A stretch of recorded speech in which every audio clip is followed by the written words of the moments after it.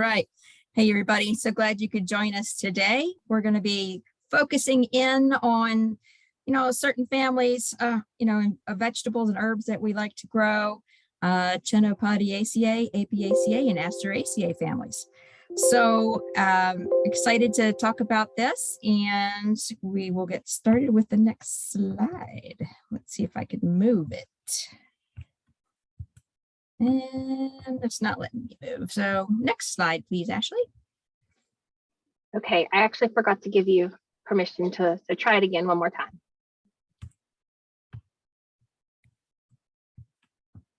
No, don't know why. Okay, so we have this slide in here just to let you know that we are part of University of Maryland. We are part of the College of Agriculture and Natural Resources and Extension. So not everybody's always familiar with that. So we like to let people know where we're from. I am from the Allegheny County Extension Office, and I am the Agriculture and Natural Resources Educator and Master Gardener Coordinator there.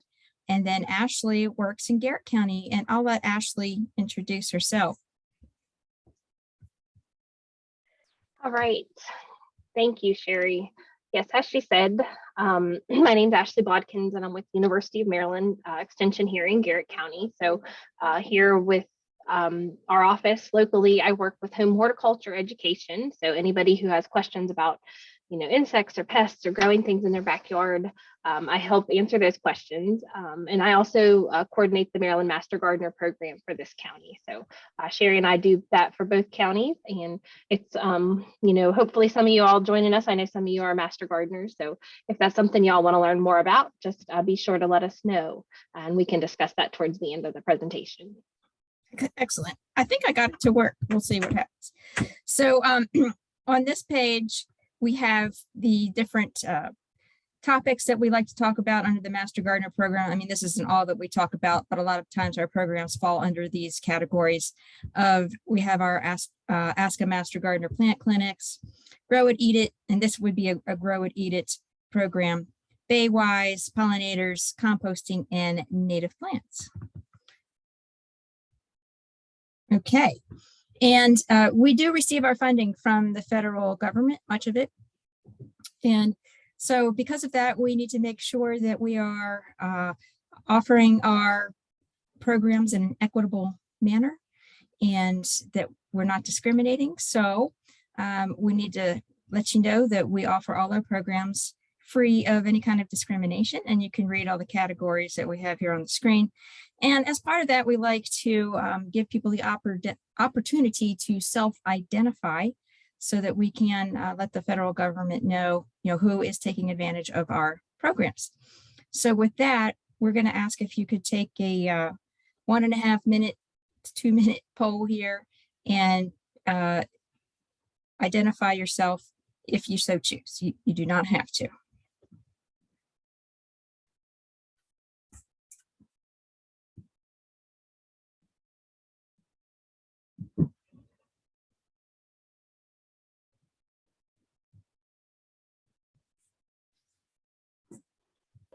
Sure, while everybody's doing that, I just want to, give everybody a thank you for taking the time to join us this afternoon. And if you guys have questions, we encourage you to put them in the chat. That's the easiest way to get them to us. We are asking people to keep their videos and their mics off so that we can get a nice clean recording so that we can upload that to our YouTube channel afterwards. Yep. So we'll do our best to answer your questions in the chat while one another is presenting, and then we'll have some time for questions at the end. So it looks like we've got 20 out of 27, so we're almost there. Just give it a few more seconds.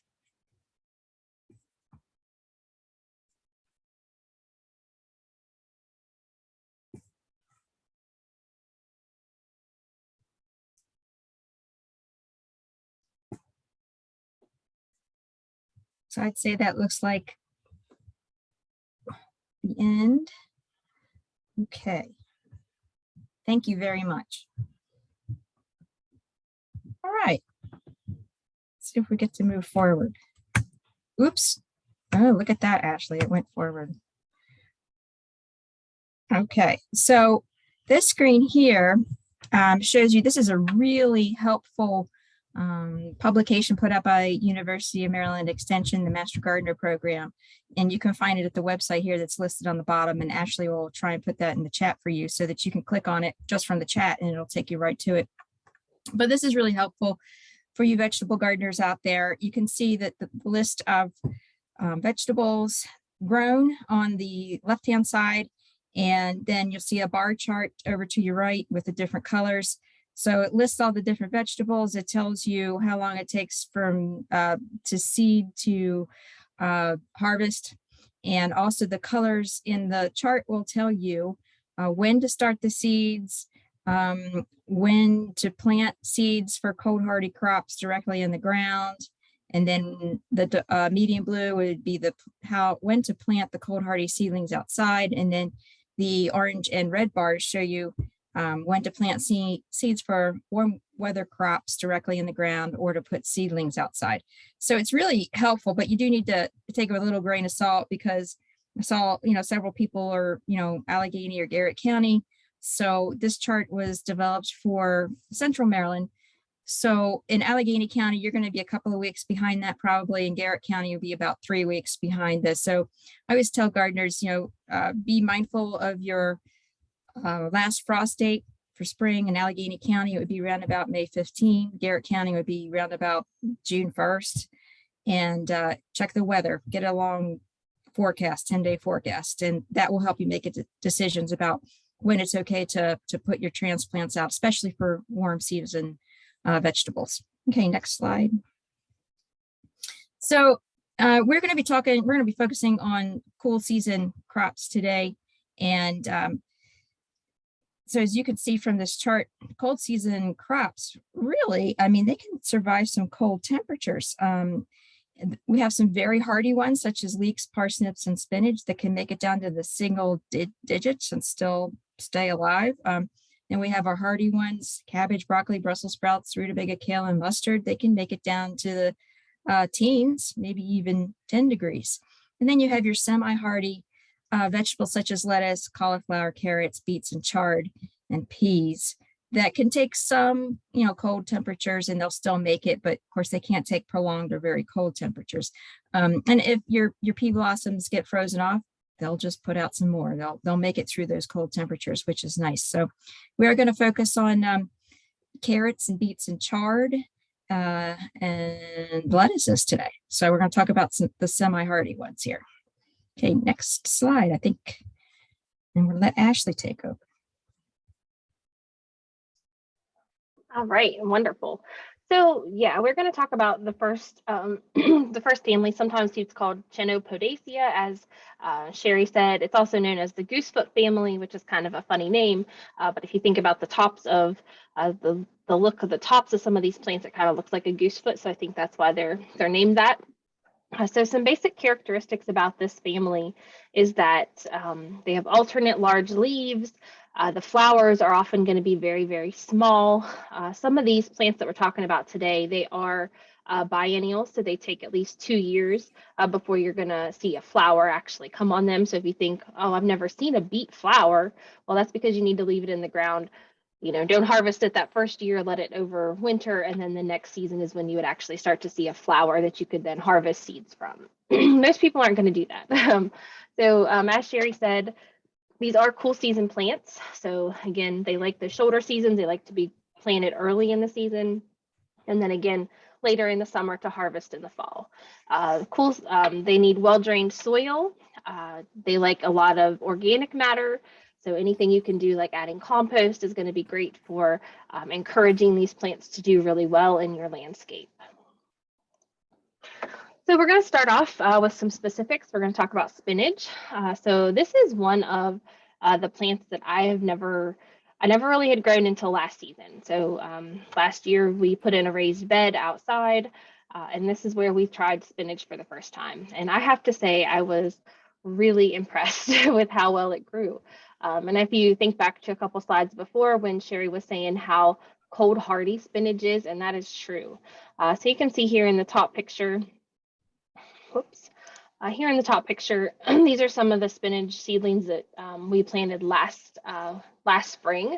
And we were doing an experiment with doing some recycled items. So you can see cut off milk bottles. This is a recycled orange juice container, and then a shoebox. So a lot of these plants that we're talking about, the leafy greens at least, so the lettuces, the spinach, things like that, they don't need a real deep area to grow. So things like recycled boxes make a really nice thing to just seed one season or one early seeding of spinach into. And then at the end of that, whenever the spinach is ready to harvest, you would then just take that box and add everything into your compost pile. So that's one way of doing it, something kind of fun to do. A little bit more about spinach is that some varieties are very short day maturity, so 28 days. So that's almost like a radish. So that's kind of fun, something to try. And they are very, very cold hardy. So they can take heavy frosts in the early spring. So if you're looking for a plant to try, I would highly recommend that you try spinach this season.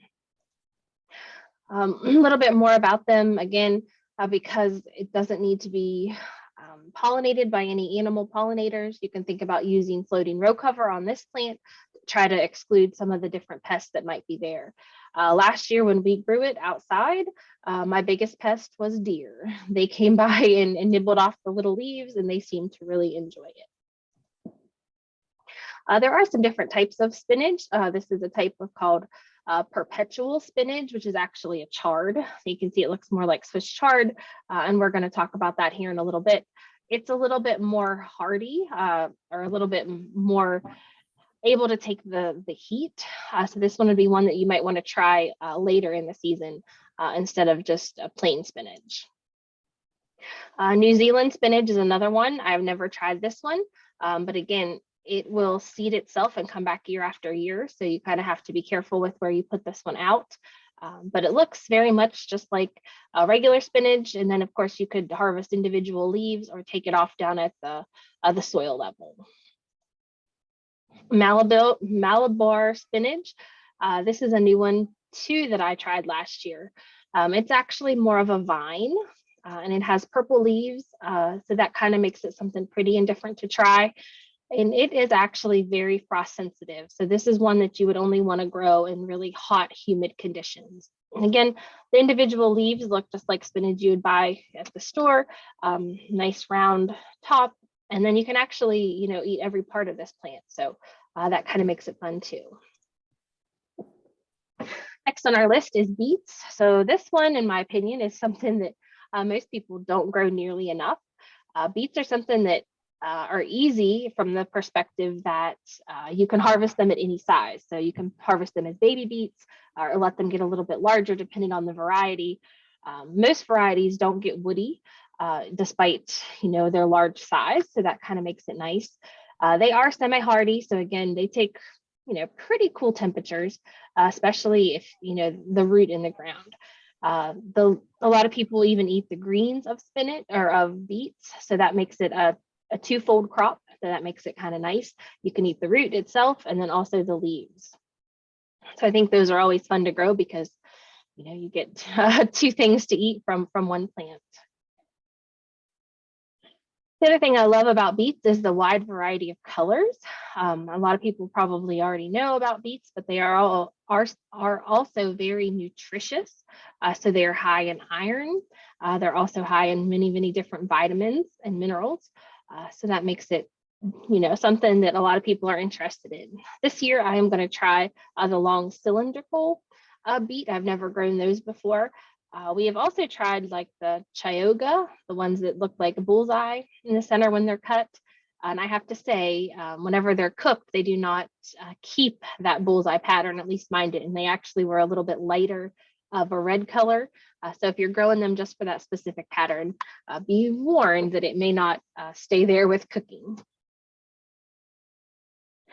And next we have Swiss chard. So this is another one that most people are going to eat, just the leaves when they're young. The longer you let them grow, the more bitter maybe they could become, or the more you're going to want to probably eat them as a cooked green.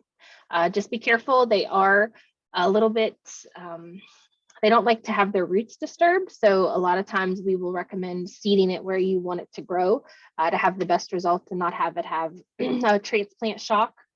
Now, this would be a good one where you could actually plant it in like a container, like a Jiffy pot or something that you're going to put directly into the soil so that the roots wouldn't be, aggravated whenever you transplant them. Another thing we often do is we plant things in newspaper containers. So we'll use origami practices to fold newspaper into either a square container or a round container, and then we can seed things directly in there. And since the newspaper is biodegradable, we can put that right into the soil and it'll rot by the next season. Sherry, anything you wanted to add about Swiss chard? I know one variety that we've tried is bright lights. So it has a mixture of, red and yellow and orange. And so that makes it really pretty. Exactly. Yeah, I usually do bright lights. This is a crop that I have few disease or pest issues with. I guess maybe the most pest issues I've had is with slugs, and disease, not at all. So, and I grow it in part sun, and it does just fine. And I'm harvesting it all season long and mix it through the summer. It doesn't bolt or anything like that. And you just do the cut and come again strategy instead of taking a whole plant out. And it just does really well. So yeah, I like it a lot. Perfect, thank you. And again, as Sherry was saying, mature leaves, you can harvest them and be chopped and sauteed. The ribs you can actually eat as celery. I have to admit, I've never done that, but it definitely would be beautiful in that usage. So next, a couple things. Some other plants that are in this family would be amaranth. So that's become very popular as cut flowers. Lamb's quarter, which is of course a weed that we have here in Western Maryland. A lot of it in our garden. It's named because when it's young, the leaves look just like a lamb's ear. So that's one common one, and it's actually an edible weed. So if you want to learn more about that, you can click on this link. Some other types of amaranth would be some small varieties that they actually harvest like as just microgreens. So on the Johnny's website, you can see we got a lot of these photos from Johnny's and for actual varieties and plants that are actually able to be used in production horticulture. And then celosia is also in this family. So I just found that to be kind of interesting that, they are closely related to like beets and Swiss chard and spinach that we've already talked about. One new upcoming plant that I think you're going to see more about is quinoa. So this was a good study that was done by Extension, and it's all about how to grow your own grains, specifically quinoa in your garden, which is also in the same family. So as you can see, the plant itself looks very much like the lamb's quarter weed, and the head on it, which is what becomes the quinoa grain that you would harvest, also looks very much just like pigweed or some of the other common weeds that we see in our gardens. So moving right along to the Asteraceae family. So lettuce is actually in a separate family from spinach and Swiss chard and the beets that we just talked about. And Asteraceae is one of the largest plant families that you're going to find, especially when we talk about flowering plants. A lot of those fall into the same family. So lettuce, some cool things about it is, I think it's probably one of the most sought after vegetables that people buy each week in their grocery orders. So thinking about how you can, grow that yourself is something that you may want to consider. It is a semi-hardy annual, so it'll take light frosts, nothing like the spinach. So just be mindful of that. It usually does, again, very well in the shoulder season. So early in the spring and then later in the fall is when you're going to get your best harvest of lettuce that's going to taste the best and be the easiest to grow. We're going to talk about the different varieties of lettuce. The variety will make a difference in how much ease you have. And one thing I've learned with lettuce is that it's better to not cover it. The seed itself, when you are putting it out there, oftentimes you'll get better germination rates, and a lot of varieties need light to germinate. So you're better off to don't cover your seed. Just put the sprinkle your lettuce seed outside on your soil bed, and then just don't cover it. Lots of, again, very easy to grow. I'm not sure why more people don't grow it. I think harvesting it can sometimes, be a pain depending on what variety you grow. But again, early in the season, and remember, it doesn't like to get hot or dry. So make sure that if you are growing it in the heat of the summer, if you can apply some shade by putting it maybe under another plant, or if you can use shade cloth or something like that, you're going to probably have a lot better luck. So some different information about preserving it. It likes to be very cool and very moist. And if you keep it in this, 32-degree range at very high humidity, it can last, 2 to 3 weeks in your refrigerator. So that's helpful to know too. So different types of lettuce. I always tell people the easiest kind to start with if you're new to growing lettuce would be leaf lettuce. There's lots of different mixes that come together, different types of leaves that you would just harvest the leaf itself. Again, we're going to talk about cut and come again harvesting, where you would just harvest basically the outer leaves and let the center continue to grow. That works very well with leaf lettuce. You can also, with leaf lettuce, just take a pair of clean kitchen shears and just shear it off at the soil base, and it will usually resprout at least one time. The smaller the leaves are, usually, the sweeter they're going to be. If you let them get larger, they can have a little bit more bitterness to them. So butterhead is another type. Bib and Boston are two examples. These are usually more head forming, but a lot of people do harvest the outer leaves of them as well. Under hot temperatures in the summer, this variety is known to get pretty bitter. Romaine or Cost. This is one that I've grown, fairly often. Again, this one, it tends to be a little bit different in texture in the leaves, I think. So it's very different from like an iceberg lettuce. It's very different from a leaf lettuce. It's a little bit more fibery is how I would describe it. Again, it's going to be more upright, and you don't want to let it go too, you don't want to let it get too large, because overly mature, again, can result in not the best palatability. And then we have crisp head or iceberg lettuce varieties. These are probably the least popular among most home gardeners to grow.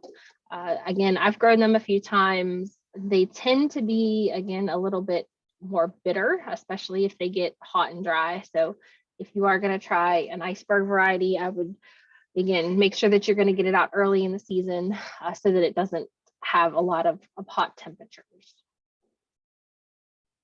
And then we have, Endive, Chicory, and Escarole.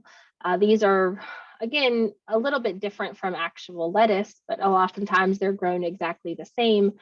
So they are lumped into the same category when we talk about how to grow them.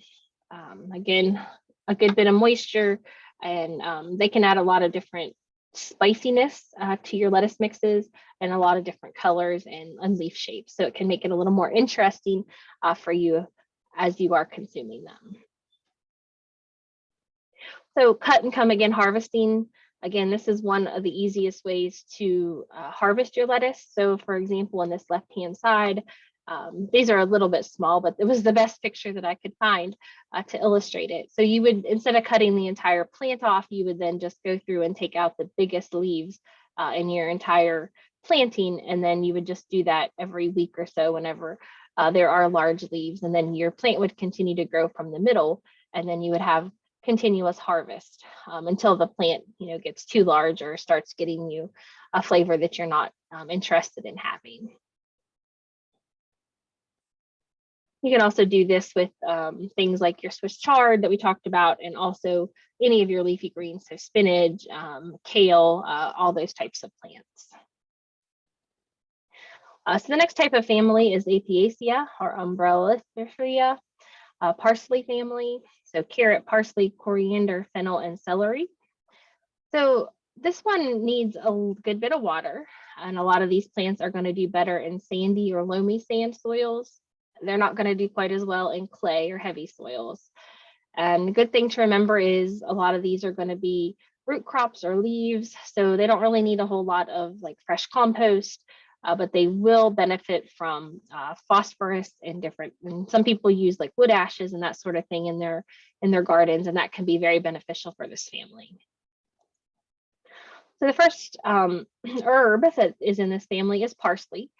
So again, it's a biennial, but we treat it as an annual. So in Garrett County, it's only going to be around for one growing season. But for those of you to our east, where it's a little bit warmer, you may get your parsley to overwinter and come back the next season. There are basically two varieties that we talk about. There's flat leafed and curly leafed. And most people, you know, it tastes pretty much the same. They don't have a real preference. Chefs that are doing a lot of cutting of it, they tend to prefer the flat leaf because it's just a little bit easier to chop and it doesn't roll around as much. The next plant we have, one more thing about parsley is that it's an easy one to start out with. So if you're looking for, you know, an herb that is easy to try for the first time, this would probably be the one that I'd recommend to people. The next one we have is coriander. So most people know this, but maybe you don't. Coriander and cilantro are the exact same plant. It's just different parts that are harvested. So if you eat the plant as cilantro, that's when you eat the leaves, which has become very popular in a lot of Hispanic dishes. And then if you eat the flower or the seed head, then that's when it's coriander. A little bit more about cilantro is that if you don't want it to flower, make sure you keep those pinched off. Once it flowers, that's basically the end of its life cycle once it starts to set seeds. So you don't want to let it go to seed until later in the season. If you keep pinching it off, it'll grow for several weeks. And again, this is one that's getting a lot more publicity, I guess is a good word to use. A lot of people really are interested in growing cilantro because it is so popular in a lot of like fresh salsa recipes. And it's said that people either love or hate it. So either there's really no in between ground. Either you really just don't like the way cilantro tastes or you really, really like it. And I read somewhere that it has to do with certain genes that you have. So if you have a certain gene, then you like cilantro. And if you don't have that gene, then you think it tastes more like soap. So that's kind of interesting. So think about that. If you like it, then it probably has to do with your DNA. And then we have fennel. So fennel is one that I've never grown myself. It tends to taste like licorice, and I'm not a big fan of black licorice. So I'm not a big fan of fennel, but it is a great plant to put in your garden. It's a great attractant. Any plant in this family is going to be a great host plant for several different types of caterpillars and butterflies. So that's kind of a fun addition to your lawn and to your landscape. Celery is another plant in this family. Again, another one that's pretty hard to grow in my opinion. It takes a good bit of water and it doesn't like to get too hot, and keeping the stalks nice and tender can be a little bit difficult. I know some people that have actually taken like pipes and wrapped around the celery to keep them from getting direct sunlight and to kind of keep them a little bit cooler in the summer.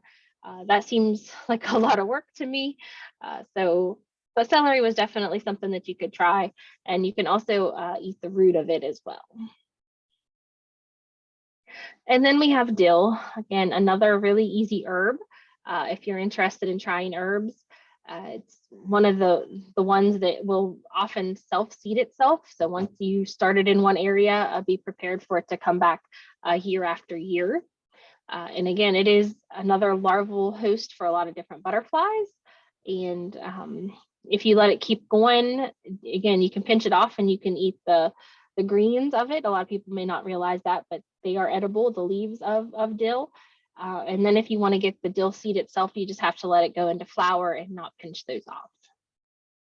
Let them stay on the plant for as long as possible. The browner they get on the plant, usually the more flavorful they are. You don't want to pinch them off too early. And then we have carrots, lots of different varieties of carrots. We're going to talk specifically about some of the differences between them. And a cool fact I saw on social media this morning from Queen Anne's Facebook page, Queen Anne Master Gardeners, is that it's International Carrot Day today. So we did not plan that on purpose, but that was just a happy accident for for our class today. So I think the hardest thing about carrots is that they do take a good while to mature. So, 65 to 85 days from seed. So some people just aren't quite patient enough to grow carrots. And as you would guess, they do best in looser soil, so not a lot of heavy clay is how you're going to get some of your best carrot yields. The fun thing about growing carrots is that you have the opportunity to grow lots of different colors. There's lots of rainbow mixes or heirloom varieties that are on the market now, which definitely are not going to be available in your typical grocery store. So I think that's one advantage to wanting to grow your own carrots, is that you could, get some really cool colors, which may be fun if you have, young kids or, something like that wants to try something that's pretty and different. So there are five main types of carrots. So first we have the Chantony. Number 2, we have Impuriator. Number 3 are the Danvers. Number 4 over here are the Nantes. And then number 5 would be your miniature or oxheart types. So it always amazes me because if you look at a seed catalog, there just seems to be page after page of carrots. And it amazes me at how there could be that many different varieties, but there's definitely a carrot for every purpose that you're looking for. Again, they require a good bit of moisture. If you can keep them watered during dry periods, you're going to, get a lot better yield. And, again, something different to try. Keeping weeds out of them, again, can be a little bit difficult because they are such a long-lived crop, and you are going to just harvest, the bottom part of it. And with that, I think we're through the specifics. I'm going to turn it over to Sherry to talk about pests. Yes. All right. Thank you very much. So with the pests, you know what, for this group, I don't really feel like there are a lot of pests to deal with. How about you, Ashley? Have you had many problems with pests on these particular Sorry, turn my mic off. No, definitely not. Like you said, like you have listed here, some of the main ones that we have on every vegetable, deer, rabbits, slugs, those type of things. But no, other than that, I've never had a real issue with any of them. Yeah. So some of the pests you will have to deal with, of course, are deer and rabbits. Can't really seem to get away from that. You will have some leaf miners from time to time on various things. Slugs is kind of a given, and aphids. Otherwise, these other pests listed below, the carrot rust fly, carrot weevil, and then nematodes are kind of more focused on the carrot family that we talked about. Okay. And then, so we're going to talk about how to exclude rabbits and deer. I think we skipped one. Or no, you're right. We're going to go to this one. So the one way to keep out most of these things, not everything, but many of these pests that we're talking about is using row cover. I mean, it's just really a great way to reduce your use of pesticides in your yard by using row cover. And it's great for plants that you don't need to go to flower, because you can apply it as soon as you put the plants or the seeds in the ground. You can put the row cover on and then just leave it on the entire season until you're ready to harvest. Of course, you need to, check your plants from time to time and weed and that kind of thing. But, the light and the rain gets through it, and it will discourage those larger critters and insect pests from getting in there and bothering your plants. So let's go to the next slide. And the row cover, it comes in different thicknesses. So for the most part, I just use the thin row cover, and it lets the maximum amount of light come in and the rain get through. But you can buy heavier thicknesses that will give you much more frost protection. So the lightest weight one will only give you a couple of degrees of protection from frost, but the heavier ones you can get several degrees, and some producers will use them to protect crops over the winter too. So let's see, I think that's all I wanted to say about that. And you can usually buy them at online or at your local nursery. But do make sure you put it on and secure it all the way to the ground as soon as you plant your plants or your seeds. All right.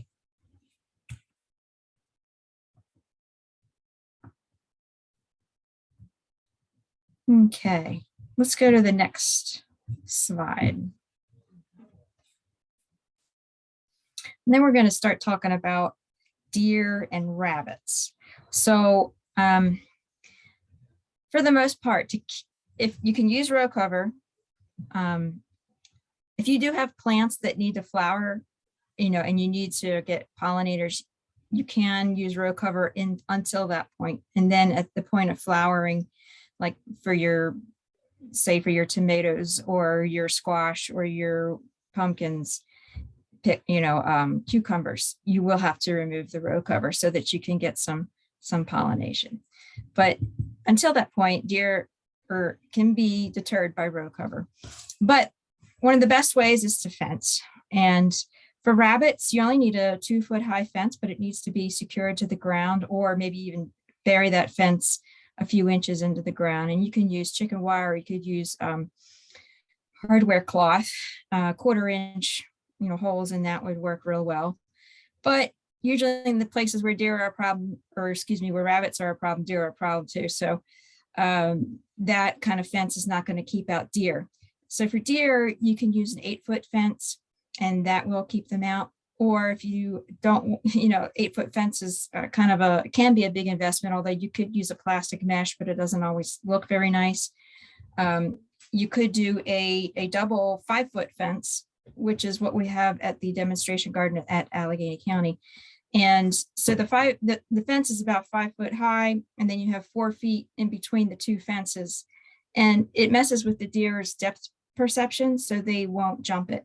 So that's another option. Of course, you can try electric fence as well. That's an investment, and you need to make sure you bait it because they're covered with fur, except for, tip of their nose pretty much. So you've got to entice them to touch that wire with their nose in order to get shocked. Okay, I think we'll go to the next slide. Oh, I guess I should also say that you can use repellents. I did want to add that. So you can use repellents, and it's best to have a repellent that deters by smell, first of all, and then secondly by taste. Now the smell should discourage them from tasting your plant in the first place. And then if you have the taste deterrent, then, that'll help deter them the next time. So for smell deterrents, you have stuff like coyote urine or blood meal. And for taste deterrents, it would be something like hot pepper, even rotten egg could be smell or taste. So look for a combination of those two things, but you do have to keep reapplying it after a rain. And you can also use scare tactics, but they get used to that. So you have to switch up your scare tactics. So there are multiple things, but we'll move on to the next slide. So I am going to need to, I can't see all the way over to the side for some reason. But anyway, so we're going to talk about leaf miners on your Swiss chard and your beet leaves and your spinach. Now this is caused by a fly, and it lays its eggs, and then the larvae kind of tunnel in between the layers of the leaf. So it's in between the leaf layers, and it feeds on the tissue, and it makes these kind of little tunnels. I've really had a lot of trouble with this. I might see some, but not enough that I have to get out any kind of pesticide to deal with it. I usually use row cover, so that takes care of the problem. But you could just snip these leaves off where you see the leaf miner damage and put them in the trash. And I have used spinosad on columbine, and that did help. But be aware that unless the pesticide you use can have some kind of residual effect or move through the layer of the leaf, we call that translaminar, it's probably not going to have much of an effect on these leaf miners. All right, next slide, please. So the next one we have is slugs. And so we've talked about this before. I have a real problem with this, and I think it's because the environment in my yard is very damp and wet. So one way that you can try and kind of reduce the number of slugs is by making the habitat less inviting for them, making it drier. So how do you do that? I mean, it can be very difficult, like on a north side of a house or something, but something that you can culturally do is make sure you don't plant your plants too closely together so that you get good air circulation in between the plants. And this will help keep the soil drier, and it would be less of, favorable habitat for slugs. Also, the problem with slugs, though, is they like mulch. And then, we tell people it's a good idea to put mulch down because it helps keep moisture in the soil, and it helps to keep the weeds out, right? Makes it easier to weed, but it also makes nice habitat for slugs. So it's kind of a conundrum there. Something that I do like to use, and you may have your own opinion about this, but I like to use slug bait because it's pretty easy to get my slugs under control with this. But I like to use iron phosphate. This has been proven to be relatively non-toxic around children and pets, but the baits that contain metaldehyde are more toxic, so I wouldn't use those. You can try and do beer traps. You put some beer in a little container, and you kind of set it into the ground so that it's level with the ground surface, and the slugs will work their way into there and drown themselves, and you'll have to clean it out, which is kind of yucky, but it works. And then on our last presentation, I'm sorry we didn't get to the question, but somebody asked about how copper works with deterring slugs, and they were asking about copper tape. Now, I have never used copper tape, but the way it works is somehow it works with the sliminess of the body of the slug. When the body is completely on the copper, there'll be some kind of electric charge that they find distasteful. But the copper band needs to be wide enough so that it can accommodate the entire length of the body. So you might have varying success with that. Maybe you could double up the tape so you get a double width. But one trick that I do, because my garden's not really very big, is I like to take, you'll see over here in the right-hand corner, is these copper scrubbers. And you can untwist the end and they'll roll out into a long sleeve. And then I cut them into sections, like I'll get 4 rings out of one scrubber. You can buy them in a pack of 3. And then you place that over your seedling and make sure it's got good contact with the soil. And that has been almost foolproof for me, as long as there's not a space underneath the scrubber, or you have a leaf laying on top of the scrubber, the copper, where the slug could, kind of make a bridge over. So, but of course, that's not very, not something you could do for a lot of plants. But if you have special plants, you're like, no, I can't have the slugs destroy them, then you might want to try that. And it actually works pretty good. All right, next slide, please. So aphids can be a problem for a lot of plants, not just the ones that we talked about today, but they generally can be controlled fairly easily. You just need to scout your plants fairly regularly and look for them, because they do multiply very rapidly. I like this picture because it shows some of the other dynamics that are going on in the ecosystem here. You've got an ant, which they like to farm the aphids, so to speak. They protect the aphids, and in exchange, they get honeydew from them, which is their waste, but it's a very sweet liquid, and the ants like to eat that. So they are trying to herd them and protect them. Meanwhile, you've got the ladybug over here on the left side of the screen, and that ladybug's like saying, yum, lunch, right? So ladybugs are beneficial insects that will help keep your aphids under control, and she will probably lay her eggs there because there's a lot of aphids there. And then when her larvae hatch out, they'll help take control of or get these aphids under control. And there's also parasitic wasps that lay their eggs inside of the aphids and will also help get the aphids under control. But if you do have a really bad problem, you can't wait for your natural predators to come to the rescue. You can blast them off with a strong stream of water. And you could use reflective mulch if you're using plastic mulch in your beds. You can also use horticulture oil or soap and neem oil. Those are some reduced, toxicity type of things that you can use, as far as pesticides go. All right, next slide, please. Okay, now we're going to talk about the carrot rust fly. So this is going to be more specific to the family that carrots are in.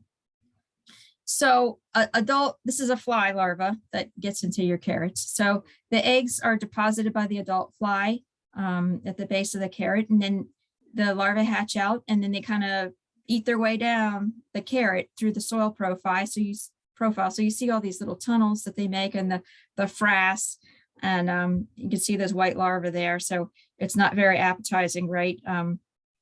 So this can be a problem. So if you have row cover and you keep your carrots covered the entire time, this will be less of a problem. But some things that you can do to help thwart this problem, if this tends to be a real problem for you, you might want to consider rotating the crop, like putting carrots in a completely different part of the garden next year, and don't plant in that same place for several years. Or I've had to do this in the past because my garden's small, just not grow that. I wouldn't grow carrots for a couple of years. I have more of a problem with squash. So you just end up not growing squash for a couple of years, which is disappointing, but it can help, deter those pest insects, and they'll go someplace else to look for host plants. And another thing you can do is till. When you have these kind of insect problems where the adults or the larvae overwinter in the soil, if you till, it will disrupt their life cycle to some degree. Also, you can delay your planting of carrots till mid-June, and that will avoid the peak egg laying period. I grow my carrots in containers because I have heavy clay soil and I avoid a lot of these problems. So next slide, please. Okay, so this is the carrot weevil that can cause a lot of damage to your carrots as well. And you can see the picture at the bottom of the screen. It's actually a beetle, and the adult beetle overwinters in your crop debris or maybe in the soil. And then as your carrots are developing, it will come into a hole in the carrot and lay an egg in there. And then you get this kind of C-shaped, creamy colored grub that starts to eat your carrot, and you get these like zigzag tunnels in your carrot. It looks very unappetizing, and it's full of, frass. So it can be a problem. And I have had this happen when I had my carrots and parsnips growing in the soil instead of in a container. Same with the carrot fly. But once the larvae are finished feeding, they will then drop to the soil or go off into the soil and then pupate, and the adults will emerge later. So you can help control this by using row cover. And as in most things, you can use good cultural practices, or we like to call them integrated pest management strategies, such as making sure you clean up all plant debris in the fall so it's not harboring any kind of pest insects or eggs or larval forms. And you can till if you have a real problem, and that's going to help to break up the life cycle. And try to keep your weeds under control so you're not providing host plants for these pest insects. And then if necessary, rotate so that you're not growing the same crop in the same place, and skip that area for a couple of years or the crop. Okay, next slide, please. Okay, and so these are nematodes that can get into your carrot roots there. You can see that damage from that picture. It's really amazing. They cause all these, strange nodules, or the the roots to fork and have all kinds of strange form there. Well, the nematodes are actually microscopic and you can't really see them with the naked eye, but you'll know if you got a problem when you pull up your carrots and it looks like that. So this can be a problem to get around because it's hard to get rid of nematodes out of your soil. One thing you can do is to solarize your garden soil, which would mean you would take some clear plastic and place it over the soil surface and make sure it's down nice and tight, put bricks on it or whatever you need to do on the edge to keep it secure. And you're going to leave it there for several months. And in the hot sun of the summer, hopefully you're going to get enough heat that goes down to about 6 inches to kill those nematodes. And they're currently working on some varieties that are more resistant to nematodes. Okay. All right, so now we have some diseases here we're going to talk about. And as I had mentioned earlier, doesn't really seem to be a lot of diseases that you have to deal with when it comes to Swiss chard, spinach, and beets. But you might have a Cercospora leaf spot, and you can see from the picture, it's got like a dark ring and kind of a tan colored center. And I really haven't had much trouble with this. It might be like later in the season. It's a fungus, and so it's going to favor, humid, wet conditions with higher temperatures. So you can try to help head this off by having good air circulation by your plant or with your plants. So don't plant them too closely. You can also try rotating and make sure you clean up your garden in the fall real good so you don't have leaves laying around that are spreading those spores. You can try some fungicides if you like. Copper would be one that you could try if that's a real problem for you. Or you could just cut all the leaves off or just the ones that are diseased and put them in the trash. And that might help head things back. Okay, next slide, please. Okay, so I've got a lot of diseases here. And I'm not going to go into all of these because it's just a lot of information and I don't really think we have a lot of these problems. Ashley, can you move the screen up towards the top there a little bit? Yeah, okay, that's good. So here's some good pictures to show you some of these different diseases you can get with lettuces. Leaf drop or soft rot is this first one on the left-hand side. I would just remove those entire plants, right? You can spray fungicides, but also it would help if you would increase the air circulation around there. So maybe you want to harvest a couple of, strategically take some heads out so you increase the air circulation so it's not so wet and damp. And then we have a picture of anthracnose, the next one over. And sometimes that can be a problem. The center of the leaf will fall out. Just harvest those, get rid of those diseased leaves.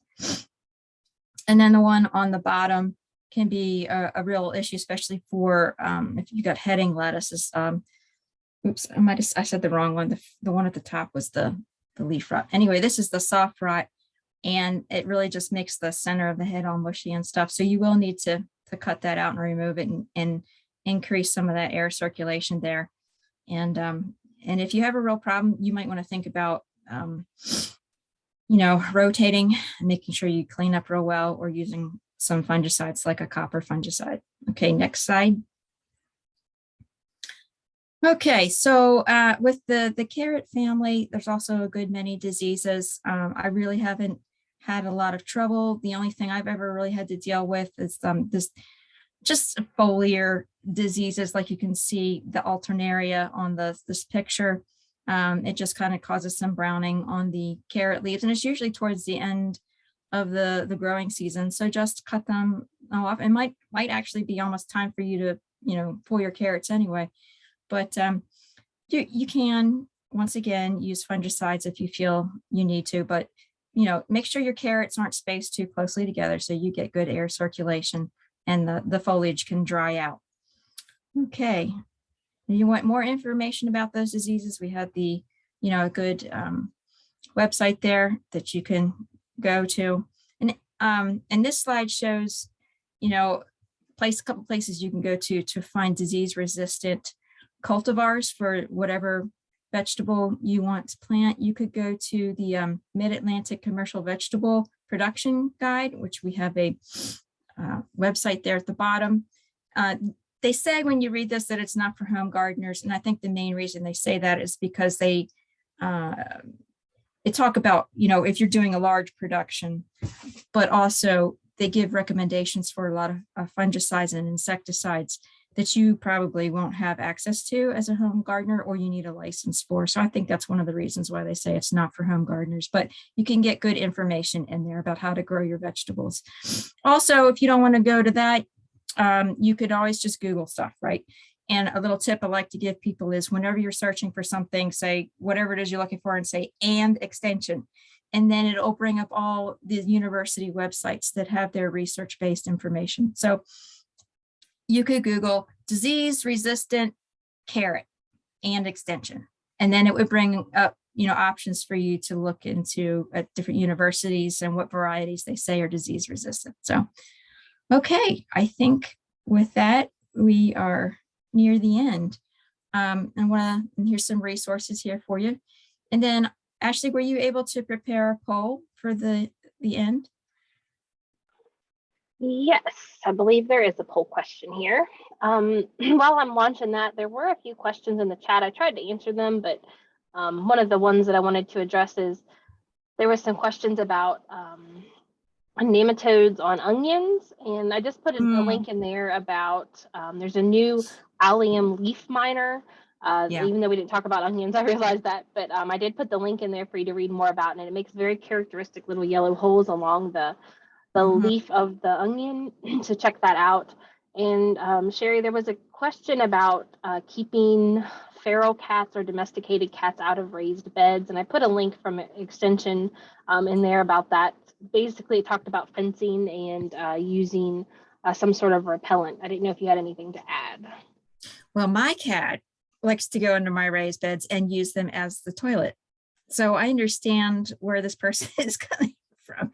It is an issue. You don't want that, especially in your food beds. So one thing I've done that has helped to keep them out is I have actually just short fencing.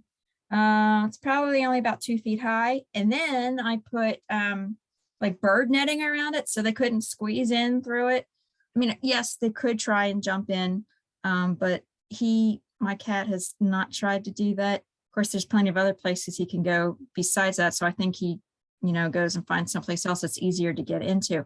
But another thing that you can do is if you have some thorny trees or shrubs and you're going to do some cuttings from that, like a rose bush, you can take those thorny branches and then put them in. You have to have enough in there so that when they step in there, they're like, they don't like that. You could also buy, there's plastic mesh with little spikes coming up, and it's supposed to be for birds, or it could be for cats, right? They don't like stepping on it. It doesn't hurt their feet when they step on it. It's plastic, but it's uncomfortable enough that they won't step on it. My husband has used that on his motorcycle seat because he doesn't like the cat hanging out on his motorcycle seat. And that works, and it keeps them from jumping on certain furniture in our house. So there are different things that you can do. I'm not as familiar with like repellents that you would use. I've never used them. There may be some out there. Perfect. Yeah, great answer. Thank you. And then there was one about should crops that were affected by leaf miners be removed to a new location? And I just said that, because the adult can fly, rotation is going to help some, but just getting rid of the infected plants as soon as you see them so that the larva can't hatch out is probably good advice. Exactly. I mean, and that's all part of your integrated pest management strategy is to do scouting early and often, right?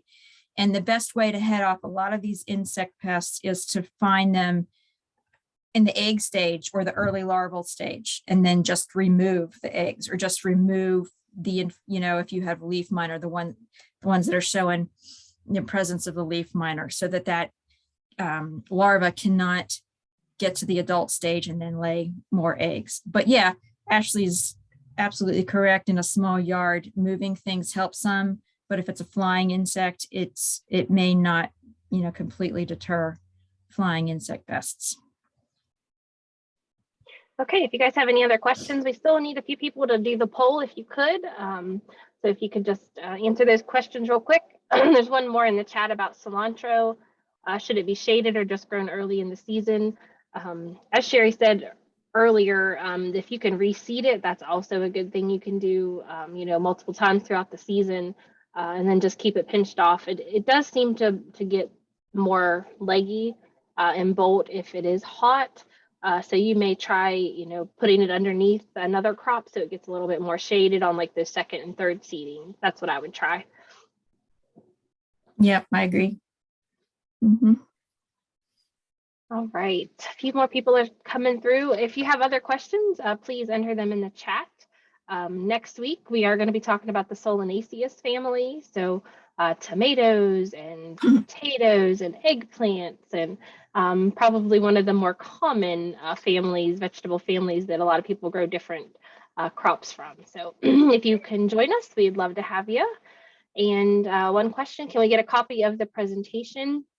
We definitely will. We'll be uploading the recording to our YouTube channel. I will send a link with that recording as well as a PDF of the presentation as well. All right, with that, I'm going to end the poll. Sherry, any last thoughts? Nope, just thank you so much for joining us once again, and happy gardening. Yay, it's spring. It's spring, that's right. Well, yes, again, I will mirror her sentiment. Thank you guys so much for spending some time with us this afternoon, and we look forward to our upcoming webinars the rest of the season. So thank you all so much. Thank you. Bye-bye.